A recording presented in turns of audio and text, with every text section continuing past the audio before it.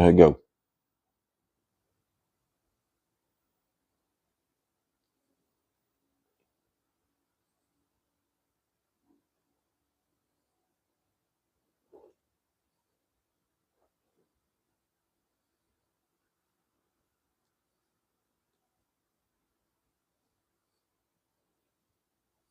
All right.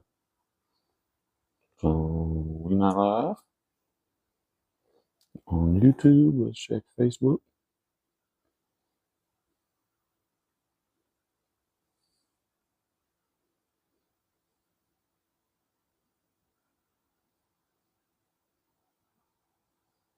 Mm-hmm. We live on Facebook, but not YouTube. Let's see what's going on.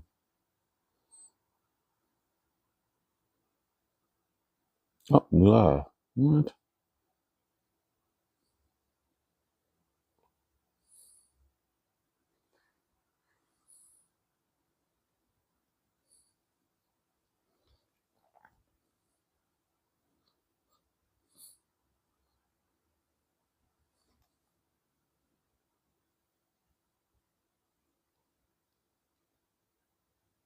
All right, let me check see this thing.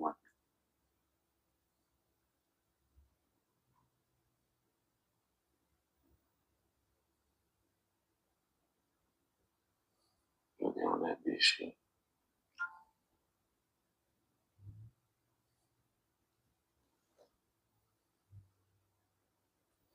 All right, y'all, give me a second.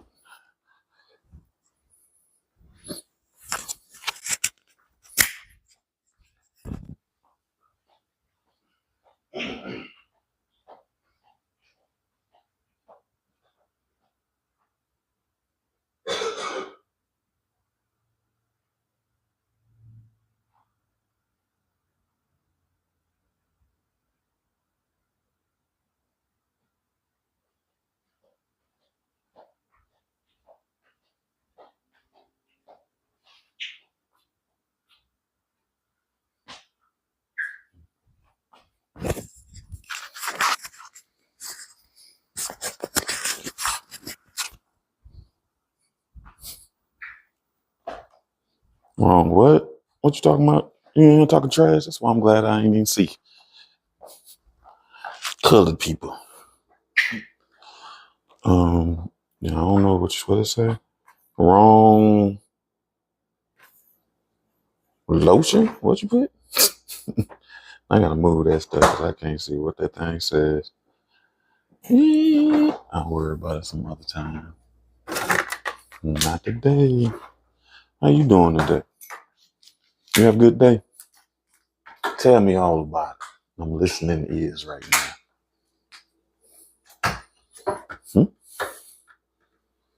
What? It ain't important. Okay. Oh, wrong location. Okay, gotcha.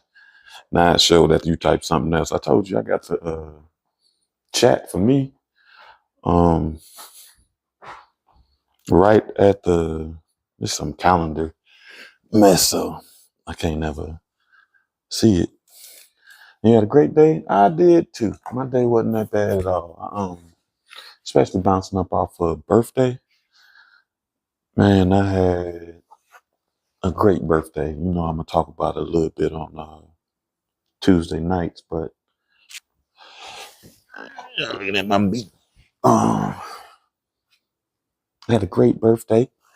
Wound up going to one of my favorite restaurants, and I was in there straight fat boy. So I'm I ate like I'm a a food tester or whatever. As I ate a little bit of everything.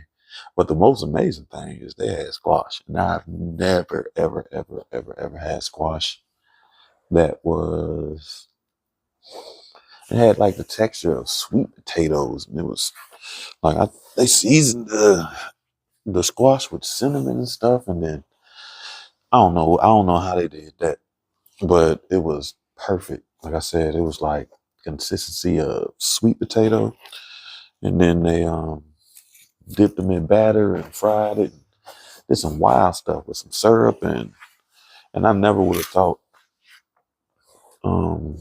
battered squash with syrup would be a good idea. But it was. It was real good. And I enjoyed every minute of it. Okay. Let's see. Yeah, food critic. Thank you for the word. You see me over there struggling. Yeah, I do believe in the hell out of reviews. I don't always post or make videos of my adventures, but well, I don't always post them. The wild thing is I always be recording them. I got hella content in my phone, but it's a new thing. You did. It's a love thing. You right, I probably do sing about every show. Like I can actually sing. What's that African proverb? If you can walk, you can dance. If you can talk, you can sing. But that might be made up. They be making up stuff all the time. Swearing it's a proverb. Like when everybody was getting those that Asian writing, swearing it said faith, something like that, love. And I worked with that lady, and she used to laugh at them tattoos all the time. Tell me, well, I don't know what they told them, but that's not what they say. Cool. So, your boy didn't get no, I don't know. I don't know if it was Chinese or Vietnamese or whatever it was supposed to be. I left my blanket. Ooh. I put you don't know, but I put the RAM on my bed. I got the heated blanket in there, but ain't nobody trying to melt right before we get started on this show. I hate, like you said, I got, you can't be bringing up Talib Kweli. He do bring it up on that album. If you can walk, you can dance, you can talk, you can sing. See, you ain't supposed to be listening to Talib Kweli.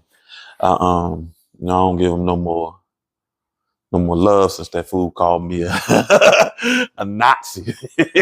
That man be wild. He is. I'll tell you something about. Sometimes I remember it's that I don't even know it's a saying or something, but about not meeting your idols, and they would disappoint you all the time. Not to say Talib Kweli was my idol, because he definitely wasn't my idol, but he was definitely somebody I admired in the rap game. But if you call a person like me a Nazi, man, listen, you crazy. And I actually did start because, he justifies his beef that he had with that girl on Twitter. Why he got banned off Twitter, but I don't know. But yeah, it's Talib Kweli. Well, that's why I heard it.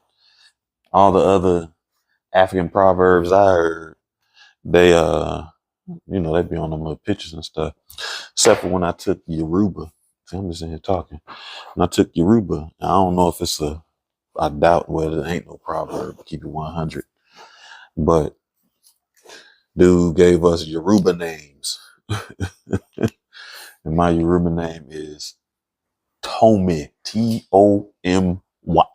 Tomi. And that dude looked at me, he was like, that means final. No more. It means after your mother had you, no more. And I was low-key offended that he was right. Too. Because I was the last child my mama had too. Man, shut your nugget head up. I used to always say, man, I would have fought him. But I'm in college. Ain't nobody got time to be getting beat up by no Yoruba teacher. You know what I mean? He had hella tribal scars on his face. So I know, you know what I mean? Don't just be testing him. because you think he ain't American. I'm like, that'd have been the worst thing ever. I jumped up there trying to be tough because he named me Tommy. And I done got East African stomped. And I went to HBCU. Shit. They called me AS the rest of the time for African stomp. Yeah, dude, that was, where my water at? Now I did all that to get comfortable. I'm gonna cup today because it's in the dishwasher. So we rolling bottles. Yeah, right. That is hilarious. Yeah, I don't know. That African dude liked me though.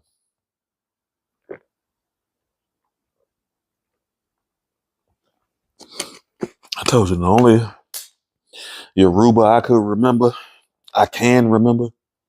is Mogobo Yoruba.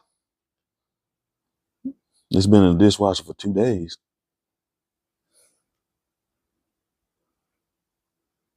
Yeah, I don't know. That sucks. I ain't turned the dishwasher on. That's the bad problem. I gotta wait till it's actually enough. You know, when you live by yourself, sometimes it can take a little bit of time. And I ain't been cooking or nothing. I told you it's been my birthday, so I made sure Publix gave me a free cake, so I ain't had to make no birthday cake. And I went and let them people serve me. And they did. I had a great time. Let me tell you something. They be trying to get you. So I went to a spot called the Crunkleton. And all of their cocktails, I use that loosely. Their cocktails are mostly gin and bourbon. But the wild thing, sometimes on that bourbon, they just like high proof bourbon. Like you don't even know what it is. And let me tell you, after 3 drinks, it was time for me to come home. I was knocked out at 7:30. Had the itis, super strong. It was a good day. I'm supposed to be getting all of that. Wait a minute. I need to adjust. Okay, there we go. I like my little lady. Haters gonna hate, man. Don't be a hater all your life. You know what I mean? At any point, you turn over a new leaf, and you can be a congratulator. There's this girl I used to go to school with, and she's still my Facebook friend, but I doubt she on this. But man, we used to be struggling in biology class so bad, and one of her favorite things was you smoking on them jealousy joints and sipping on that haterade. And jealousy joints was funny. I heard haterade, but jealousy joints, man, shut up. Nah, it ain't that hilarious where I get to use them because you just sound crazy talking about jealousy joints now. But occasionally you get the opportunity to drop it like right now. You smoking on them jealousy joints. All right, where we at? Tinder Sasquatch. This book kind of long, so we're probably gonna be reading this for weeks. Oh man, let me think. What'd you say? They're talking trash. Jealousy joints is hilarious. No, don't. I know I shouldn't have. I shouldn't have said that out loud. Because man, somebody gonna be trying to use jealousy joints on me. Don't be leaving. Don't be leaving no messages or nothing on my post talking about jealousy joint. Let me go ahead and put that as a restricted word. So if you put jealousy joints on there, it blocks you. No jealousy joints. You dig? You dig? Oh man, I ain't show y'all my peanut. I do want to show you that though. Before I start to read. I mean, don't nobody care, but I do. And hold on. Oh, I meant to get that. I got them I'm your daddy shorts on, so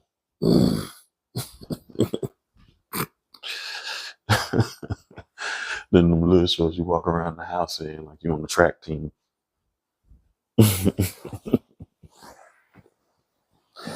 All right, I'm gonna stop playing now. And now start reading in a little bit. I got some work to do tomorrow. For real. I got training from 1 to 4. I was working with one of my coworkers. They were like, who schedules anything on Friday afternoon? Not me. But, you know. So this is one of my birthday gifts, and it's funny. Like, dude don't got no love and excitement for himself. Hello. Ooh, ooh, ooh, ooh. He's just like, but I love it though, because he's a little peanut. So I gotta figure out what I want. I found one in my car somewhere. I don't put too much on my keys. I just got 2. As a matter of fact, I got 3 keys on my travel keychain. And it's my car key, which ain't nothing but a fob, and a door key and a mailbox key. That's it. Then I got work key. But anyway, yeah. Look at my little angry nut. Hold on.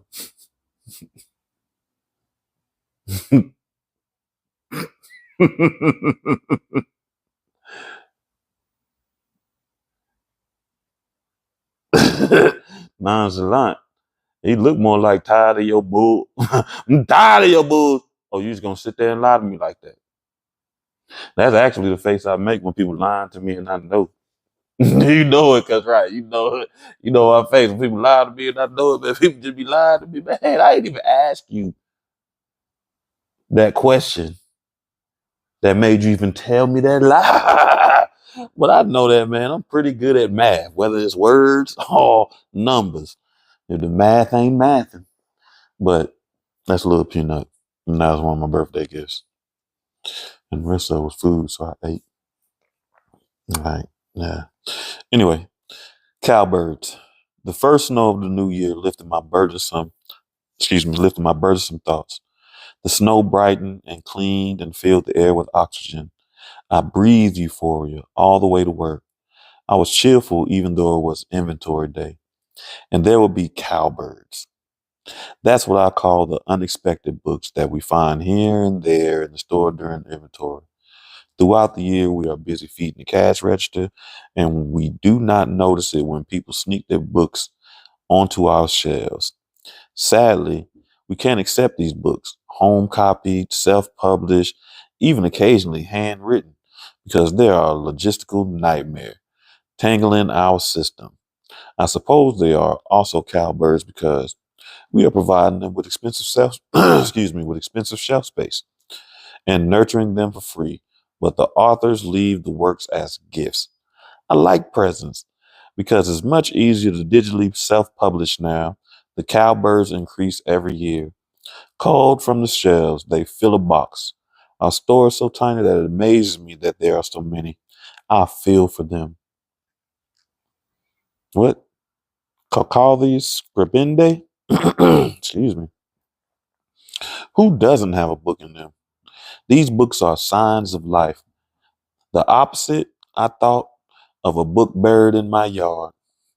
In the beginning, as I've heard, the first inventory involved taking every book off the shelf and to count and catalog. Then the books had to be returned to the shelves. By the end of the week, there was weeping, job quitting, Xanax, a stack of pizza boxes. The floor was littered with hopelessly disordered stacks of books. Now, with our handy barcode zappers and concerted effort, we can do inventory in 1 or 2 strange, super concentrated days. This time, we were done by 7 p.m. and I lugged home a box of cowbirds. It wasn't heavy, but I put it down periodically just to enjoy the end of the inventory. I carried the box through the door, stowed it by the porch, and made myself some nachos. Then I settled down to sort through them. I'm always curious about these authors. There are personal memoirs that depict life in little known times and places. Many of the books are about loss, brutal, endless, unfathomable loss. Others are about foibles of adopting a houseplant. What? Okay. of adopting a houseplant. And still others are probably about people having sex while wearing blue rubber dishwashing gloves. What? There are stories of miracle household cures that Big Pharma wants to silence. Everyone seems to have something within themselves, a collection of poems. There are several books with purple flowers on the gray. Excuse me, forgive me. There are several books with purple flowers on the gray, lavender, milk white covers. Curiously, they do not have flowers in the titles. Girl This or Girl That is still popular. A few years ago, whatever's wife or daughter was the favorite. This is a bone year. Bone, bone, bony, bone, bone, daughter of bones, bone blue, silver bones, coffin up bones, happy bones, which I decided to read. There are a couple of novels about cryptids. Tender Sasquatch is a love story about rough encounters that ends, the cover tells me, in amazement and hope. I put that aside for Pollux. There's a memoir of working in the Minnesota Department of Natural Resources, one about an owl at the University of Minnesota's Raptor Center, which I kept for myself. There's a book written in a private language that looks like tracks of shorebirds. This one I remember from last summer. The author, a wiry young man with vigilant dark eyes and thick shock of hair the color of burnt wheat, had been browsing the store. When the customers left, he took a few of his own books from his backpack and offered to give them to us in order to contribute to their sales price to the store. I really hated to decline. He was one of those beautiful souls who wanders about lakes, fuzzy chin, floppy sandal, thrift shop, clothed, and innocent. The book was handmade. The cover was rich rust red, stitched with sinew. The text was unintelligible. He told me how since childhood he had been studying words and grammatical structures in a dead language he discovered. Hold on, I said. You're saying that during your childhood you discovered a dead language? He nodded, and his thatch of hair flopped forward. This language. How and where? The boy waved my questions off and frowned. The language, he said, had a beautiful orthography, but no definite articles, no present, no past. Verbs had to be coughed or sung in different pitches. Okay. There was vast number of nouns that completely changed according to the object was visible, partly visible, or completely invisible. It's a language that really makes you think, he said. I'll bet. The writing of this book was sparse and arranged in graceful paragraphs bound by wide margins so that you notice the texture of the paper. It's a lovely poem, I remarked. It's fiction, he said shyly. He added he added that it could also be called a family memoir, and there was no key to the language, no dictionary, no instructional papers. Yet he didn't think his work would be hard to decipher, with the writings to be found in a few thousand years. After all, I did it, he said. He told me that the writings had come to him line by line while he was hammocking. Perhaps I'd seen him, in fact, swaying among the grove of crab trees, perfectly spaced for hammocks at the park. I had a spasm of maternal feelings. I almost wanted to take this kid home and let Pollux cook for him. He left the store, but he slipped his book on our shelves, and now I was quite pleased to have it. I opened the book and I was trying to find some pattern in the flow of bird track marks when Pollux came home. He kicked off his giant runners at the door and walked over to my cozy setup. He sat down next to me. What's that? It's weird. It's ancient Potawatomi. Don't you read your traditional language? You speak him like a smug asshole. Funny you should say that. Actually, this book is pretty hot. Did you know that 50 Shades of Grey was actually first written in cuneiform? Ancient clay tablets have been unearthed. She's lying. Ain't no 50 Shades of Grey written on cuneiform. Here you are reading it upside down. Pollux turned the book over and gave it back to me. Oh gosh, I now see that this book is actually about the history of a missionary position. I'd like to banter with you, but I'm hungry. How about you make some popcorn? Today was inventory. Can you bring me a beer? Pollux brought me a beer, and soon he set down a huge bowl of popcorn between us. I gave him tender Sasquatch. He said something about Sabi, the Ojibwe, hairy giant, had to have fixed her car seat into our car and taken Jarvis on the drive to get some organic fast food. It was warm. She planned to eat outside, bundled Jarvis underneath her coat, and walked to the skating rink with Seymour. We were alone. Pollux tapped his computer, pulling up one of his unaccountable playlists. This one, Johnny Cash, Tribe Called Red, peyote music from the Native American Church, Cowboy Junkies, Nina Simone, chamber music, Prince. We read for a while, eating the popcorn and sipping cold buds. He got up for another beer, putting down the book. A tour de force? Oh, you like it. Female Sasquatch carries feeble urban misfit to her lair, teaching him to tend to her needs. Well, she enslaves him, actually, but he rummaged around the fridge and came back with a bowl of petite baby carrots. But what? I mean, it's a great book if you like hairy women. He writes how he has to part her fur and find her dugs. I've never used that word for breast, you know? Oh, this is crazy.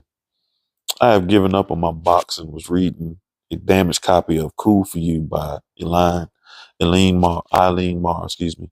The book had arrived with a chapter that was puckered like maybe a boy from an institution they were writing about had carefully scrunched and straightened out the pages. We are scrupulous about damaged books, and when we call in one, we send it back. But Soft Skull Press sent us a new copy and told us to keep the old one. Did you ever eat commodities? I asked Pollux. You know I did. My grandma had a closet full of commodities that people traded her. Everybody wanted cheese and peaches. Excuse me, hold on.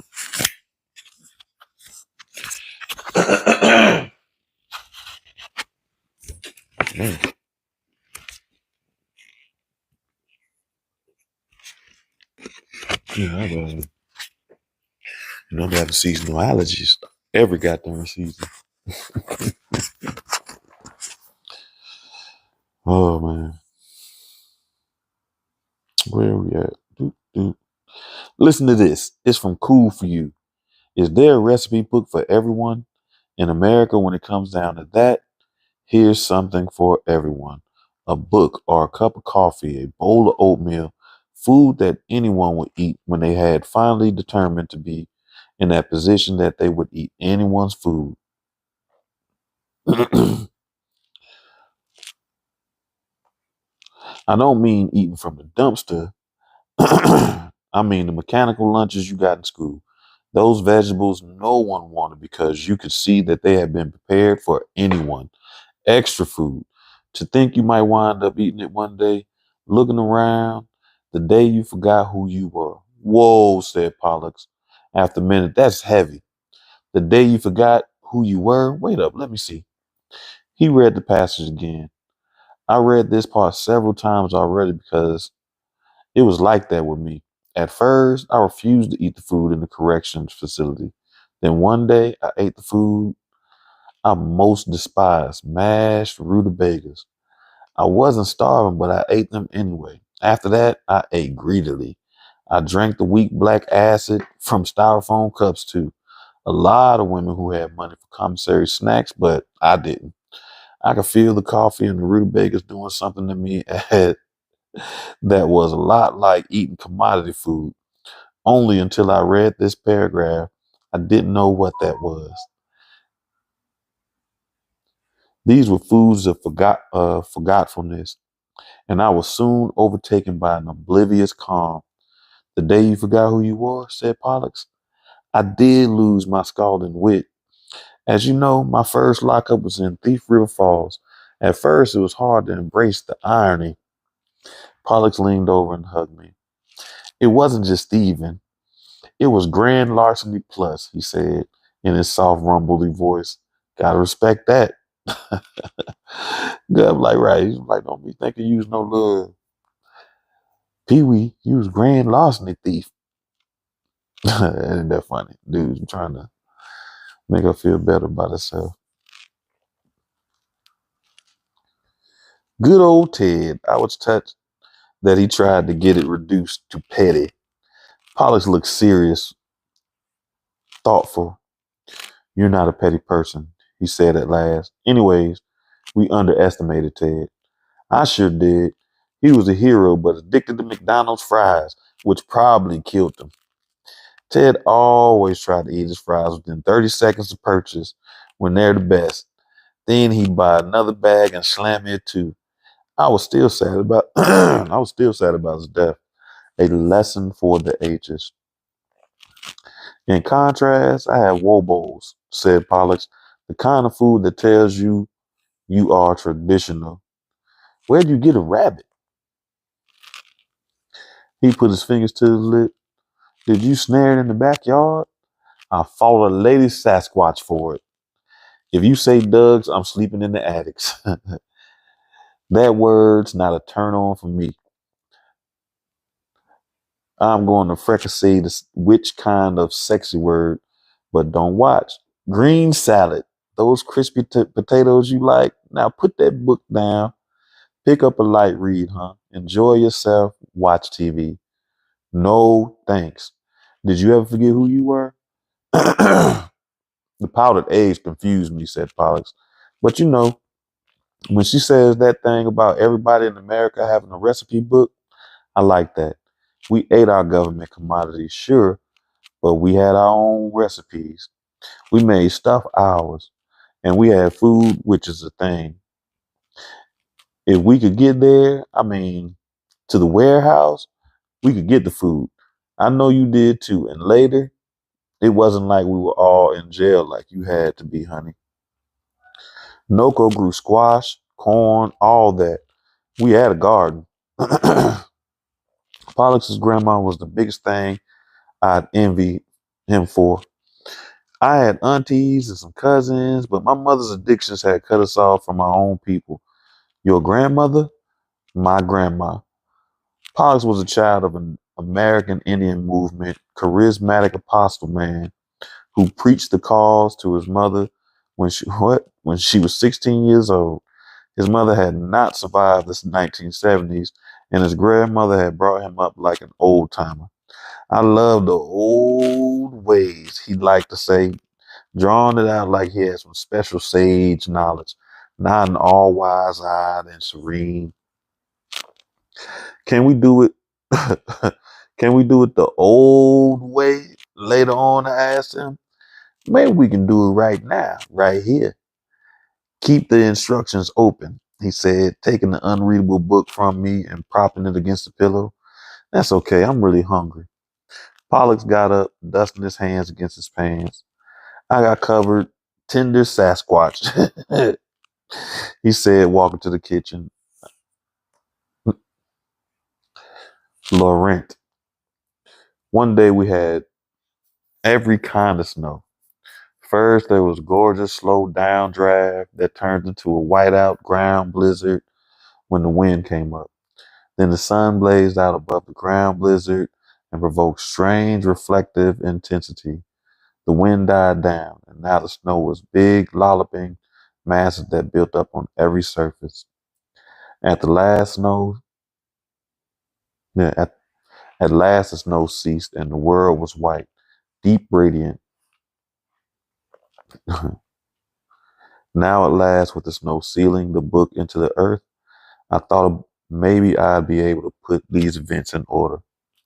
I was constructing a mental bulletin board with clippings, photos, strings making connections like in detective shows. I intended to map it out for real, but things got complicated at the bookstore. Early the next morning, I came on second shift and I saw the author of the unreadable book, this Hammond youth. He was back and in deep conversation with the seamer. I have to say, she'd chosen a striking look for the day. Her hair was Princess Leia coils. She wore a dark red knit baby doll dress. very short with indigo leggings. Her beaded, what? McCullochs. A large sky blue chunk of turquoise dangled from one ear, perfect with her round, symmetrical face. The young author's winter gear consisted of bristling fur hat, vaguely Russian. He had a large nose and his dark eyes fixed on me for a moment with that strange innocence I've noticed before, as if he were a visitor flung here from a different time. He didn't remember me. His taunty hat startled me. Before he'd been an ordinary dreamer, but today the fellow looked like a beautiful animal with his tail curled on his head. He was also wearing an oversized tweed greatcoat and construction boots. His sensitive fingers poked from his frayed black knitted gloves. The two stopped talking when I walked in. I can tell they wanted me to pass without chatting so they could resume their interaction.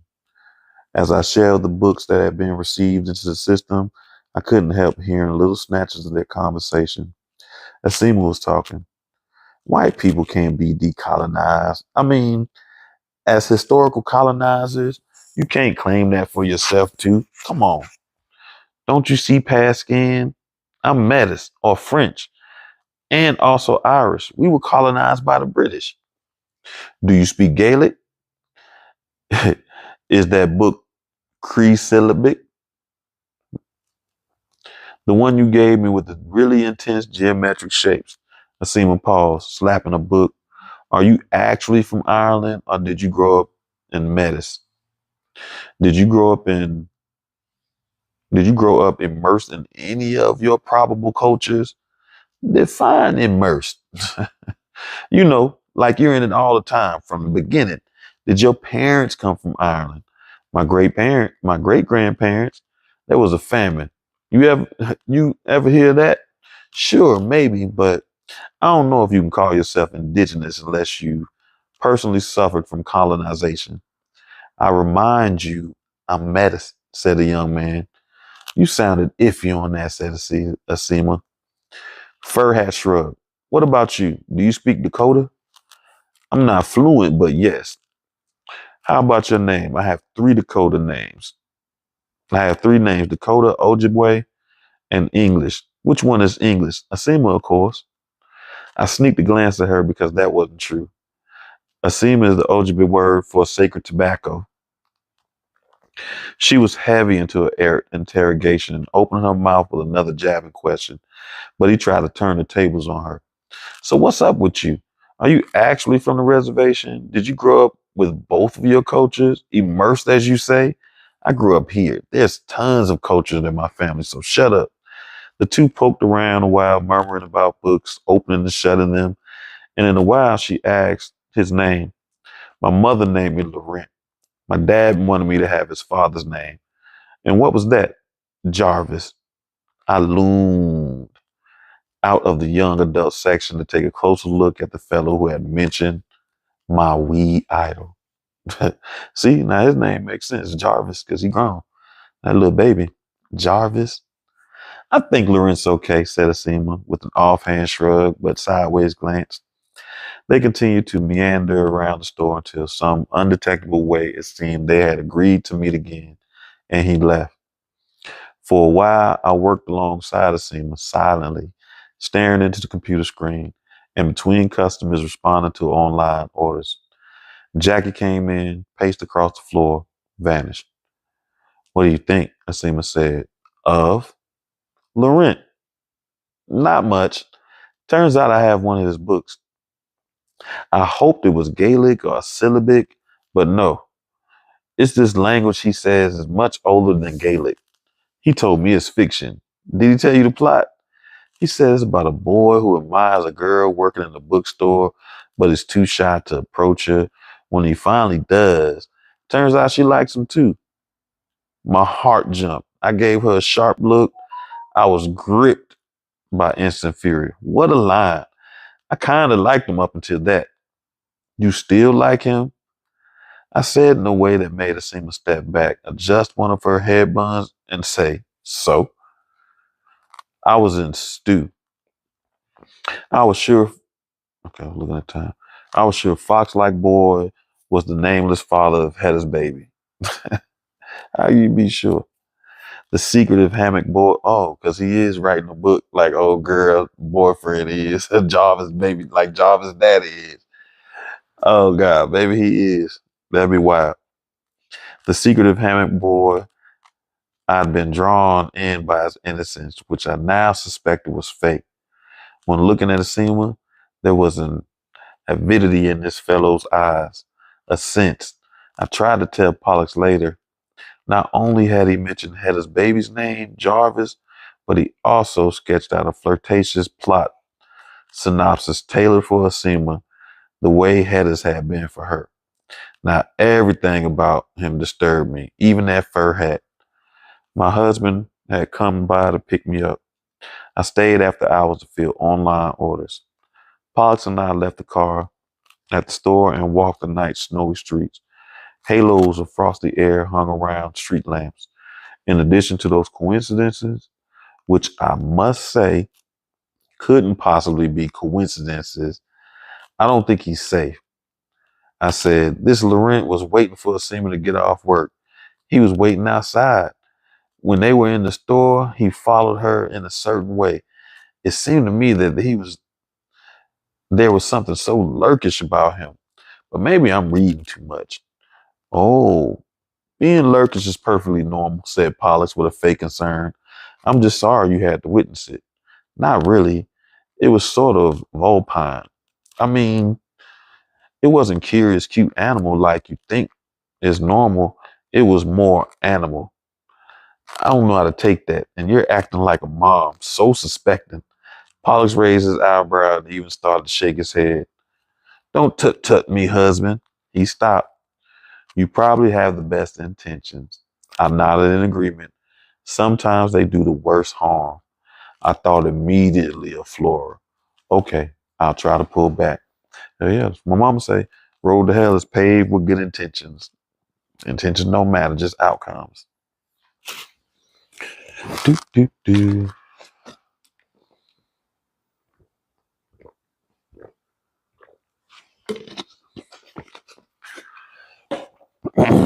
That's empty. Pollux and I planned to visit Lyle's, one of the last great dive bar restaurants left in Hennepin Avenue. Lyle's was being encroached on by the artisanal shops and fine dining establishments. On the way back to the car, we walked off a Saturday night drink if we had a Saturday night drink. It was about 12 degrees, warm enough for Minneapolis. We wore parkas, fleece hats, pads gloves, sorrels, but we still got chilled enough that it was pleasant to reach Lyle's and walk inside. We got our favorite shiny red booth against the wall where we could see the rest of the night's crowd. Pollux ordered cheese curds and breakfast. What's that? Me, the spicy grilled cheese and bacon jalapenos. Pollux ordered rum and coke. Gross, I said. I asked for a hot tea and the waiter gave me some. Delicious, of course. When you don't order booze here, it means you're an alcoholic, said Pollux. There were a good number of young people from the 1940 era brick apartment buildings and condos behind the restaurant. They were wearing interesting retro clothes and were tattooed or had gauged ears, pastel blue or violet hair, string bracelets, piercing. Laurent entered, wearing a fur hat. He walked over to a group of women by the arcade games. Look, I nudged Pollux, it's the Fox boy. The young author, a book in one hand, tried to talk to a woman with a scarlet mullet and shiny black lips. She elbowed him aside. He nearly lost hold of his book, but tried again. And this time she shoved him hard enough to make him lose his balance. He stumbled backwards, grabbed a chair. The book spun across the floor. He didn't lose his hat, didn't seem to be drunk, and he didn't seem to get angry. But he didn't leave her alone either. He stood up, retrieved the book, and began to speak to her. He showed her the book, ruffled past, riffled pages, tipped his head from side to side. I caught a glimpse of the title, Empire of the Wild. Maybe we should hire him, I said.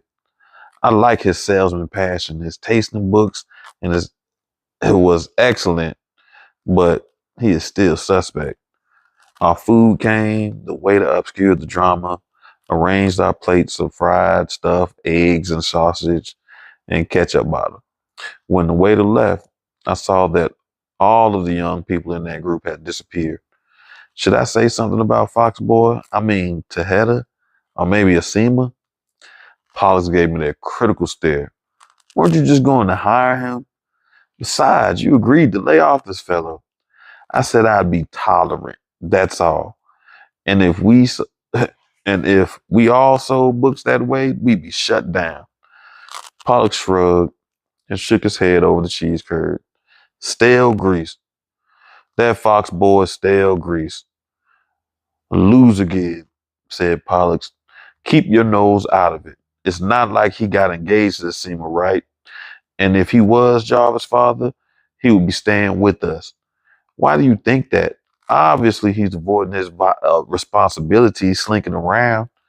I said this because the way he moved gave off that ready to pounce vibe. Slinking around, promoting literature, said Pollux. He made a sound. Was that a snort of disdain? No, said Pollux. It was a grunt of exasperation. I laughed. You're a grunter, true. A proud grunter. I picked up a cheese curd, put it down. You okay? I started eating so he wouldn't ask that. The grease tasted fine to me. Keep your nose out of it. Pollux was right. I thought of my failures with my daughter. What made me think that I could suddenly become a person trusted by 22 somethings, even useful to them in any way? Besides, there was a young person who had actually asked me for help. I switched focus. Katuri had tried to get in touch with me right after Christmas, and I just let the phone ring. I knew that I had to talk to her. I had to tell her something about her mother's persistence. But our laugh conversation had so unnerved me that I dreaded to talk to her again. So I had procrastinated and avoided. With Pollux in full eating mode, I sneaked a glance at the transcribed voicemail message she'd left. There had been no news of a memorial. Just Kateri here. Call me back. I hadn't called, nor did I answer her one later text, call me, because I was so busy with inventory. But then, inventory was over and I still didn't answer. There was no excuse. A bereaved young woman had reached out to me and I ignored her. Pollux and I finished eating, lingering in the satisfying, raucous, seedy, happy atmosphere, then walked back. The cold was deeper, the dark blacker, the hard air reassuringly Minnesota. We held hands, although no warmth passed between our clumpy ski gloves. As I walked, I resolved that tomorrow I would call Kateri. Still, it took me all morning to choke back that dread. We were busy at the store after Sunday brunch next door. Then there was an unavoidable lull. It took till late afternoon for me to dial Kateri's number. She answered, "It's you. I'm sorry." "No need for that. Glad I don't have to track you down. Tuesday's the date." "4? What do you think? They're going to cremate her and I insisted that I have you watch her body go in. Just to make sure." "No. You're coming. You're coming. I'll pass out. I can't be around stuff like that. Tough shit. I need you." I wasn't Kateri's mother. I wasn't Kateri's mother's best friend. And as for Flora, I wasn't sure cremation would cramp her style. She'd been in the store that very morning, rustling around in poetry. I really had to talk about this with Kateri. "Listen, can we talk?" "We are talking." "I think we should meet in person," I said. "Maybe for Tuesday." "Why?" "God, you're irritating. But okay, you asked for it. Here's what I want to say. Your mother ghost has been hanging around the bookstore, coming in every morning and browsing around, just like she used to when she was alive." It seemed that now Kateri had nothing to say. So I went on. "No, I'm not crazy. Not even creeped out anymore. Flora comes in every morning. I don't actually see her, but I hear her. I know exactly what she sounds like. She was even in this morning shooting my hopes that she decently quit once she told me about your stupid jokes. This isn't funny. Stop lying. Stop being a jackass. I tried my best not to hang up on her or to apologize, but it was true. I used to tease Flora by setting her bogus tasks. She once cleaned out my garage trying to find a lost sacred scroll, a birch birch bark scroll that did not exist. For that, I would probably go to Ojibwe hell. It occurred to me that I was in it, hunted by a wannabe ghost. I finally said in in a placating tone that I hadn't wanted to tell her about a mother's spectral presence on the phone. I had been worried about how it would upset her, and what could I do?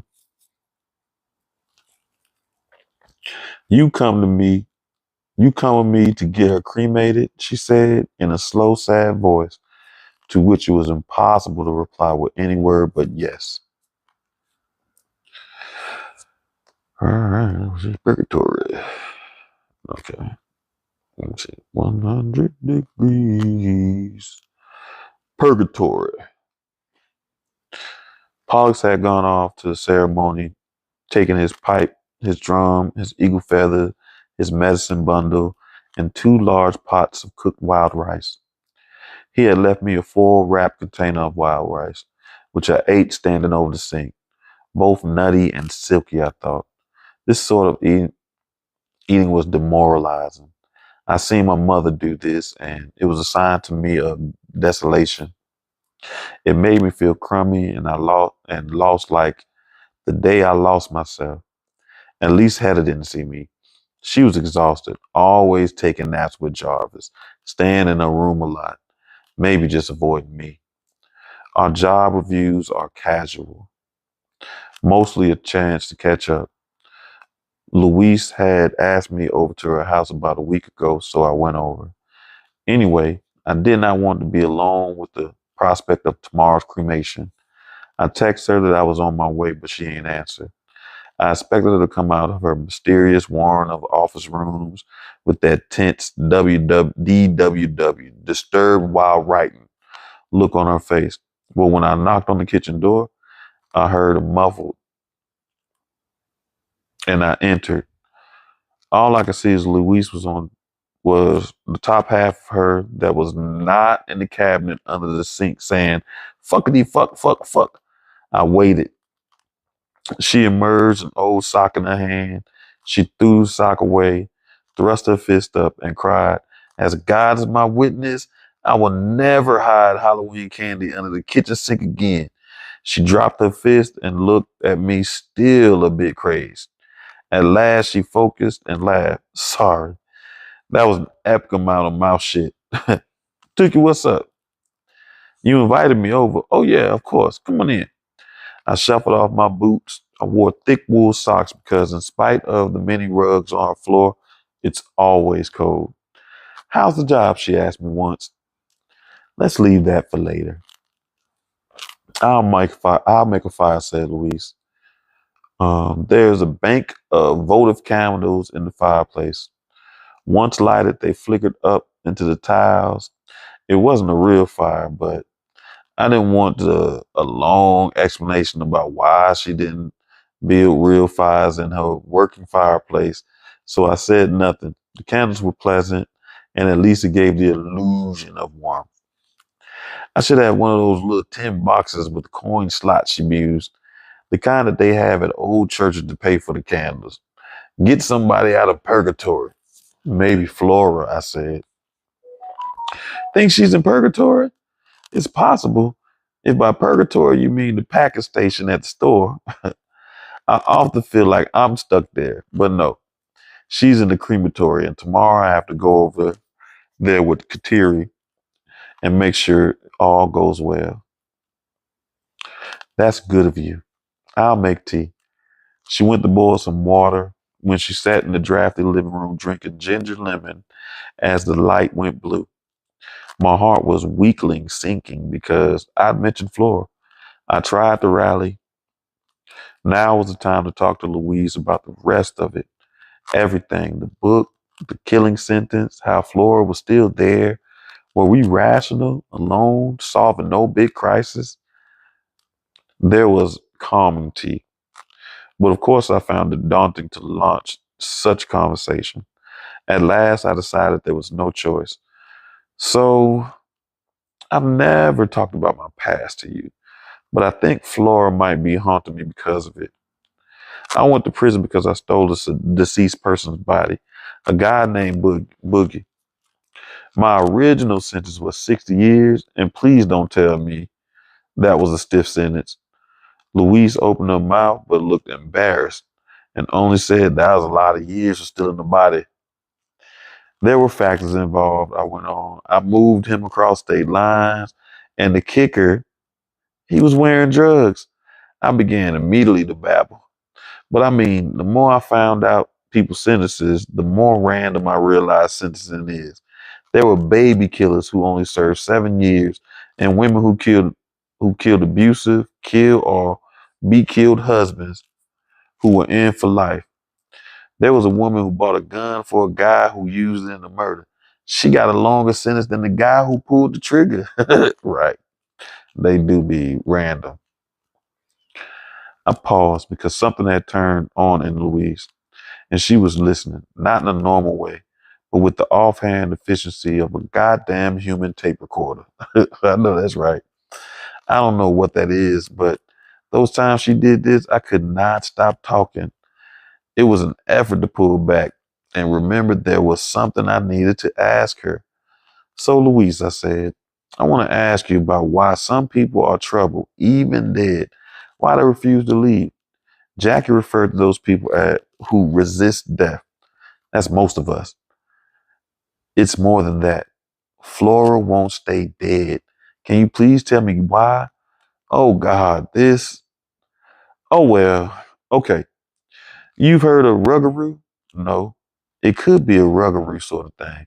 I'm not saying this is what's happening, but there are mischief, I guess. Mischief, I don't know. It's Michif, whatever. People who have told me about the Ruggaroo. Mischief, like Metis, mixed bloods? Yes. I remember hearing about the Ruggaroo as a wolf person who keeps coming back to life and who returns to certain places. I don't know exactly where. I suppose there were places where it hadn't finished some wolf business. A wolf person sounded more like Hedda's fur hat fellow, but returners sounded more like my ghost. Flora definitely has unfinished business at that bookstore, I said. There's this book she was. Louise struck her forehead. She wants the book she ordered. Oh, Tookie.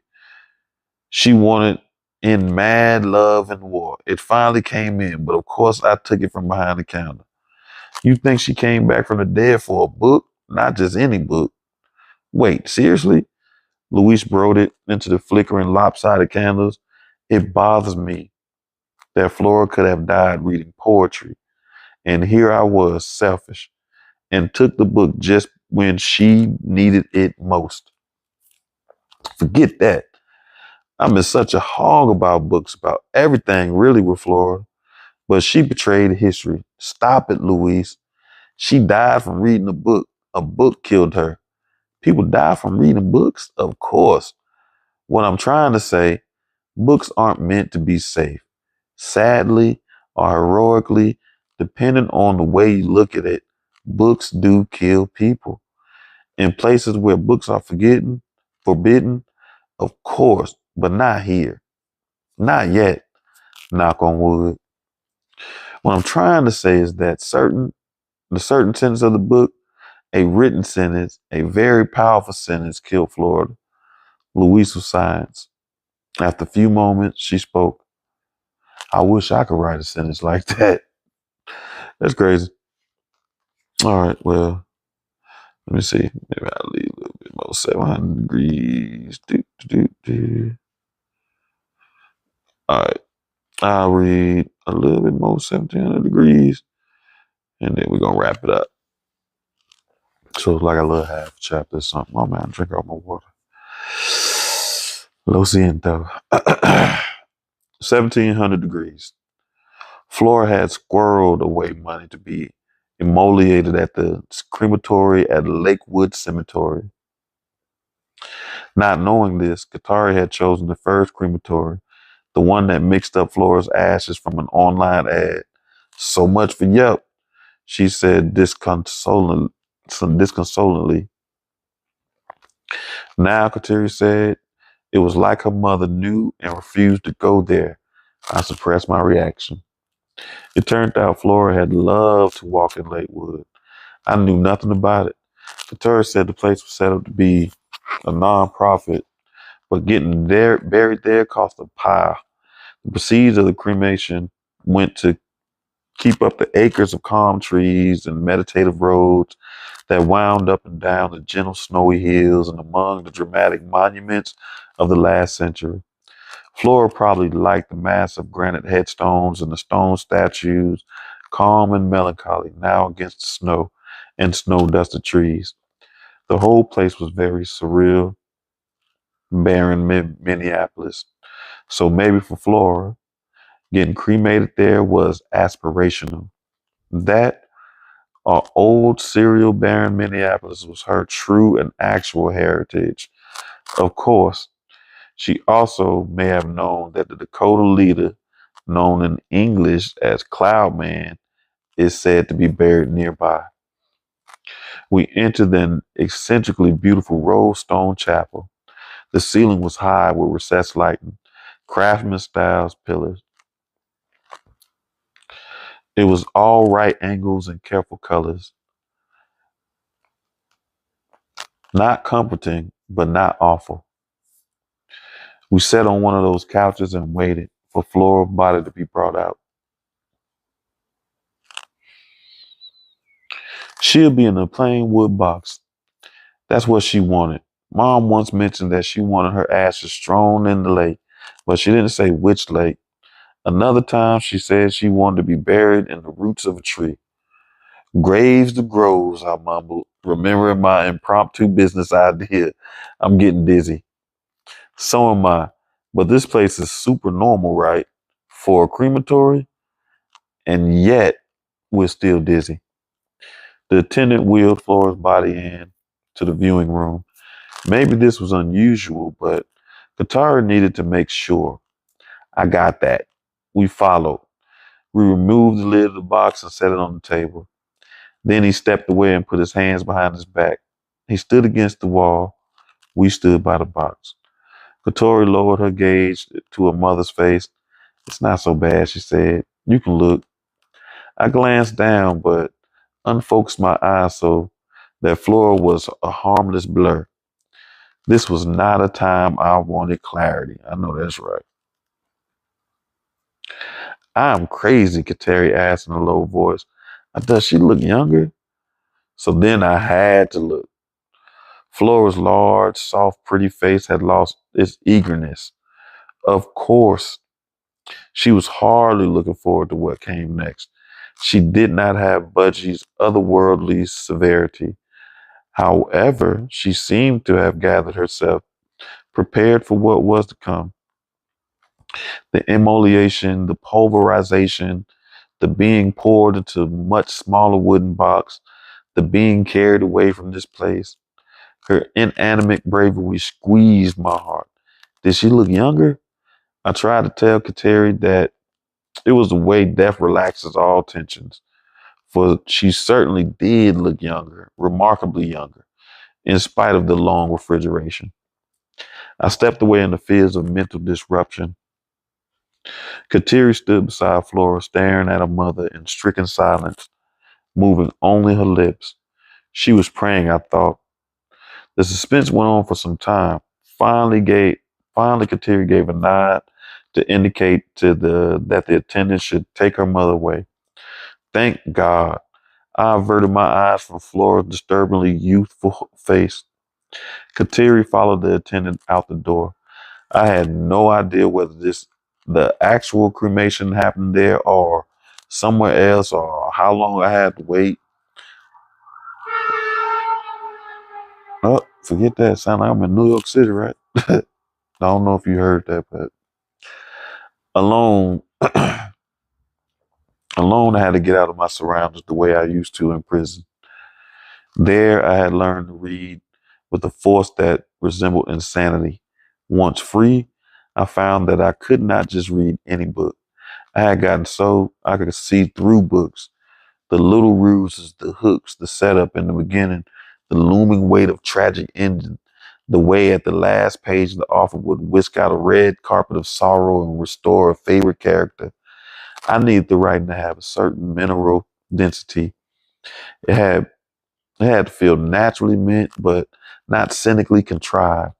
I grew to dislike manipulations. For instance, besides the repetitive language, my problem with the now beloved Elena Ferrante was her use of the winking cliffhanger. Sometimes I wanted to weep when I detected both talent and abused talent in a writer. If the life of the writer cannot help but haunt the narrative, nah, that's why. Because of the force of the gift, I went along with certain novels, Tender as the Night, or works of John Rhys. Talent abuse sometimes beams off the page with generous humility. Now I wanted to read the books that made me forget the elegant cellular precision of baby versus entropic flow of human flesh towards the disorder of death. I wanted to read books that made me forget about the $1.43 breakdown into our component parts. But the story I read at the crematory was about a birthday party for a very old woman.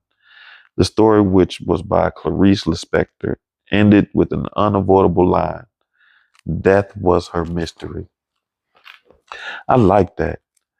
After the detailed description of the birthday party, the cake, the intent children, the tablecloth soiled with spilled coke, after the old woman's refreshingly dark disdain for her family, death was her mystery. About 45 minutes had passed when Katara returned. She stood next to the couch, slumped, drained of will. She had slicked back her hair, but it had rebelled and stuck out in stiff tufts. Her clear and regular features were distorted. Her eyes were puffy from reaping. I saw Mom go in. She's safe. I'll get the ashes in a couple of days. You drive. All right, well, there we go. Whew. Okay, so we'll pick up next time with divination. So that was fun. My throat dry. Glad you could join us. Join me. Ah, the day after my birthday. So,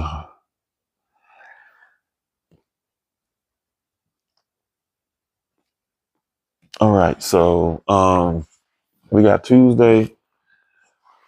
Tuesday, I will be in Virginia, so I don't know how that's gonna go. We're probably gonna do it like this, and I just jaw jack a little bit because I ain't messing with y'all. And then we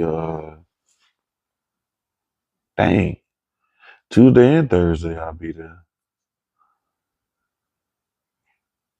because I don't leave till Friday. I don't come back till Friday. So yeah, next week we'll be in Virginia. So hope you can join me.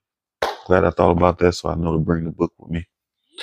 Um, if you can't make it Tuesdays for the live energy readings and more, I love to see you on Thursdays for the book club. Anyway, I hope you enjoyed, and I will see you next week. Thanks.